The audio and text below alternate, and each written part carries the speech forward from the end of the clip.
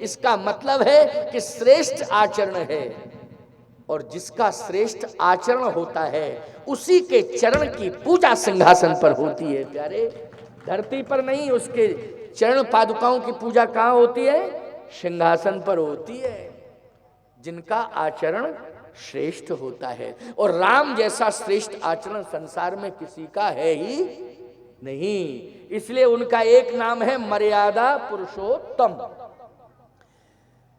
इसलिए याद रखना, कौशलपुर राजा जो है रामई जी हैं। कौन है? राम जी हैं। और एक बात सुन लो, हनुमान जी की दृष्टि में राम जी सदा राजा ही हैं। बोलो हैं? हनुमान जी की दृष्टि में क्या है? राजा है। भरत जी की दृष्टि में राम जी सदा क्या है? राजा है।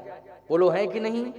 और सुन लीजिए, अयोध्या वासियों की दृष्टि में भी राजा राम, जानकी रानी, आनंद अवध अवध रजधानी। अयोध्या वासियों के मन मस्तिष्क में भी राजा राम और जानकी जी रानी हैं। भरत जी की दृष्टि में राजा राम हैं, हनुमान जी की दृष्टि में राजा राम हैं। और याद रखना, जो हनुमान जी को हनुमान की तरह पहचान ले, जो हनुमान को हनुमान के रूप में पहचान ले, उसकी दृष्टि में भी राम राजा ही हैं। इसलिए आज लंकनी ने हनुमान को हनुमान की दृष्टि से पहचान लिया। बोलो, हनुमान की दृष्टि में पहचाना कि नहीं? हनुमान जी को किसने? लंकनी ने। लंकनी ने। तात मोर यति पुण्य बहुता, देखो नयन राम कर दूता।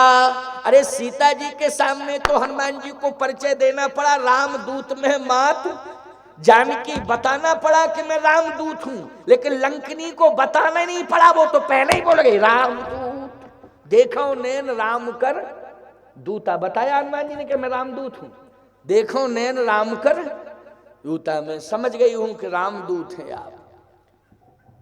इसलिए हृदय राख कौशलपुर राजा। जब हनुमान जी को पहचान गई तो हनुमान जी के हृदय में जो बैठे हैं उनको भी पहचान गई। क्यों भाई, पहचान गई कि नहीं? हनुमान जी के हृदय में यही कहना है, सवन को माथा हरस चले हुए धर रघुनाथा। तो पहचान गई कि नहीं पहचान गई? इसलिए प्रवेश नगर कीजिए सब काजा, हृदय राख कौशलपुर राजा। एक अंतिम भाव सुना दूं आपको, क्योंकि 10 से ऊपर समय जा रहा है, 10 से ऊपर जा रहा समय। हमारे मुकद्दर में 10 बजे बस है ही नहीं। बहुत से लोग तो 10 मानी 10 और कथा बस नहीं, हमको तो ऊपर ही जाना पड़ता है। 10 से आगे बजते बज ही जाते हैं। और सोते सोते तो मैं क्या बताऊं आपको, रात्रिचर्या पूरी प्रभावित हो जाती है। 1 ही बज जाता है, तारीख ही बदल जाती है। हाँ, तारीफ इसी बात की है कि मुगेली में मेरे सोने की तारीख हमेशा ही बदलती है। तारीख जो है हमेशा ही बदलती है। 12 के बाद ही सोने को मिला है। जब जब भी मेरा प्रवचन हुआ रात्रि में, तब ये कंफर्म है कि 12 के बाद ही मुझे सोने को मिला। मुगेली का रिकॉर्ड रहा है। एक बार जरूर ऐसा रिकॉर्ड बना था कि मैं इसी खर्री पारा में जब पहले आया था, तो मैं दिन में 10 बजे से 12 बजे मध्याह्न तक बोला था। 12 बजे मध्यकाल तक बोला था ना, 10 से, और इसके बाद चला गया था, मुझे कहीं जाना था है? उस समय रिकॉर्ड टूट गया। लेकिन उस समय भी दिन के 12 के बाद बजे थे। बस अंतर ये कि उस समय दिन के 12 के बाद थे, अब रात के 12 के बाद। लेकिन 12 तो मेरे पीछे ही पड़े। चलो कोई बात नहीं है। भगवान राम का जन्म भी, बस समझ लो, ये समझ लिया करो जरा। नहीं, 12 साधारण बात नहीं है।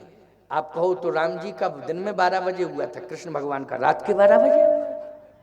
क्यों भाई, रात के 12 बजे हुआ था? आखिर भगवान से तो जुड़े ही है ना, चाहे दिन में जुड़े हो चाहे रात में जुड़े हो, हैं? इसलिए जुड़े तो हैं ही हैं, तुम सब जुड़े हो।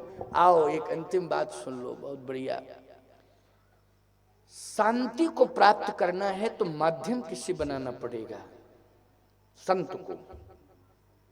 किसे बनाना पड़ेगा? संत को।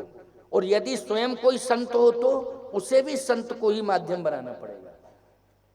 स्वयं जैसे हम हैं, हमें भी ज्ञान देने वाला और संत बनाने वाला कोई संत था। क्यों भाई, था कि नहीं था? संत संत था। शांति मिली मुझे, साधु बन के शांति मिली। क्यों? हमको खड़ाक्षर मंत्र दिया, और खड़ाक्षर मंत्र में प्यारे जुगल मंत्र होता है हमारे यहां, और जुगल मंत्र में श्री जानकी जी के नाम का प्रवेश कराया जाता है। समझ गए हो कि नहीं? और उसमें श्रृंग शब्द आता है प्यारे। ये श्रृंग जो है शांति का बीज मंत्र है। समझ गए हो कि नहीं? बहुत ऊंची बात बता रहा हूं आपको। ये श्रृंग शब्द जो कान में गुरुदेव की वाणी से मिलता है, क्योंकि जब जुगल मंत्र मिलता है ना, सीताराम जी का जुगल मंत्र मिलता है हमारे यहाँ परंपरा में, तो उसमें श्रृंग शब्द जब गुरुदेव के मुखारविंद से मंत्र के रूप में मिलता है तो वो शांति का ही बीज मंत्र होता है। क्योंकि भगवती श्री जानकी जी का मंत्र है, और जानकी जी क्या है? शांति सीता समानीता आत्मा रामो विराजते।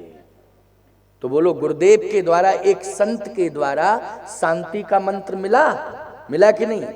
और साथ ही साथ मुक्ति का भी मंत्र मिला, और भक्ति का भी मंत्र मिला, और शांति का भी मंत्र मिला। बोलो, मिला मुक्ति, भक्ति और शांति, ये एक साथ मिले गुरुदेव के द्वारा। वो संत थे। अरे संत ही तो संत बनाएगा कि नहीं बनाएगा? संत क्या बनाएगा?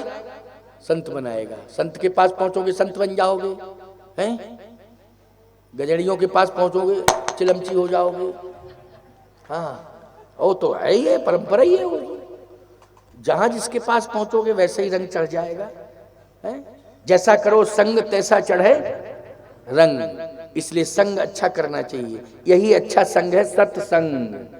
ये क्या हो रहा है? सत्संग। इससे बढ़िया संग और दूसरा कुछ हो नहीं सकता है। तो संत को भी संत की जरूरत है। संत माध्यम बनेगा तो शांति मिलेगी। और याद रखना, हनुमान जी को शांति रूपी सीता तब मिली जब विभीषण जैसा संत मिल गया। कैसा संत मिल गया? विभीषण जैसा संत मिल गया। विभीषण जी के माध्यम से सीता जी मिली। युक्ति विभीषण सकल सुनाई, चलेऊ पवन सुत विदा कराई।